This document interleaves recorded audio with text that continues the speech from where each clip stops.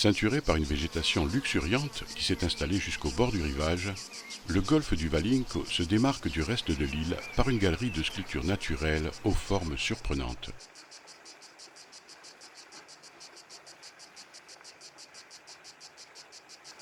Ici, du côté de Campo Moro, de terribles tempêtes ont exploité vents, pluies et vagues colossales pour façonner un granit pourtant coriace au gré de leurs caprices.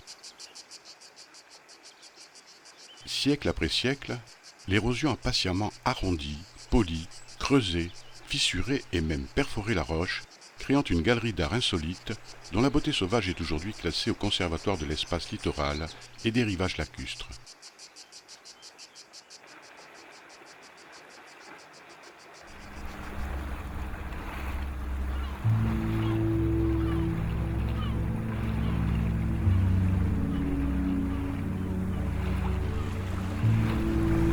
Sous les eaux turquoises et cristallines qui baignent le golfe du Valinco, le relief tourmenté de la côte se prolonge de plus belle, offrant à la faune marine un biotope de tout premier choix.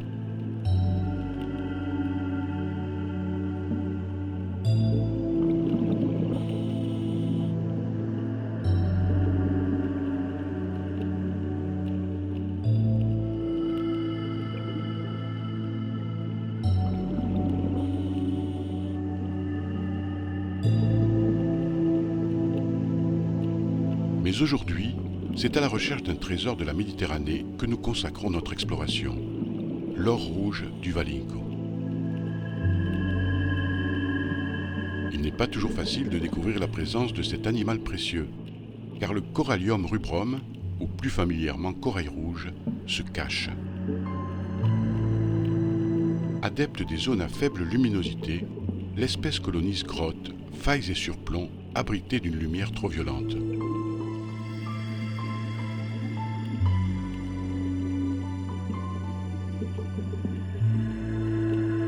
Le rouge vermillon, caractéristique du corail méditerranéen, ne se dévoile que sous le faisceau d'un phare puissant. Ainsi, en lumière naturelle, il s'intègre et se fond parfaitement dans le décor ambiant. Fixé à la paroi, le corail rouge est tributaire du courant pour se nourrir. C'est pourquoi les colonies s'installent de préférence dans des zones où l'architecture provoque une accélération du mouvement de la mer, comme les goulets ou les passages étroits, où les particules nourricières sont plus abondantes. C'est à l'aide des centaines de polypes qui garnissent ces ramifications que l'octocorallière capture fragments de copépodes et de crustacés, matières organiques et plancton afin d'assurer sa lente croissance.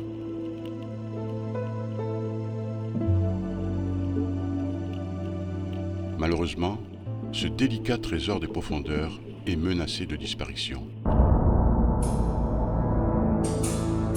Convoité par l'homme depuis des siècles, le corail a d'abord été pêché avec un dispositif appelé croix de Saint-André, un engin destructeur avec lequel les pêcheurs ne remontaient que 20% du corail arraché à la paroi.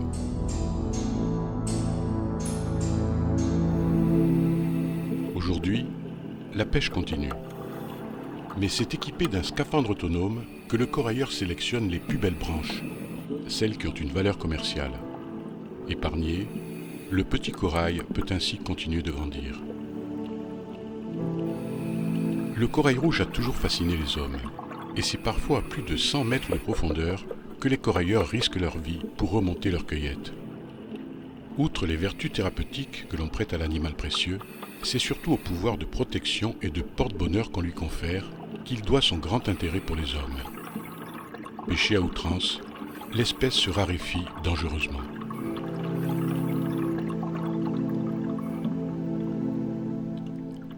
Ramené à la surface, le corail rouge est confié à des orfèvres qui le transforment en pendentifs, bracelets, colliers et autres bijoux censés apporter bonheur, chance et protection à leurs heureux propriétaires. Mais l'infortune de la malheureuse octocorallière ne s'arrête pas là. Depuis quelques années, le phénomène de réchauffement planétaire intervient à son tour pour décimer les colonies. Sensible à une température trop élevée, le corail rouge se couvre de nécrose blanchâtre et meurt.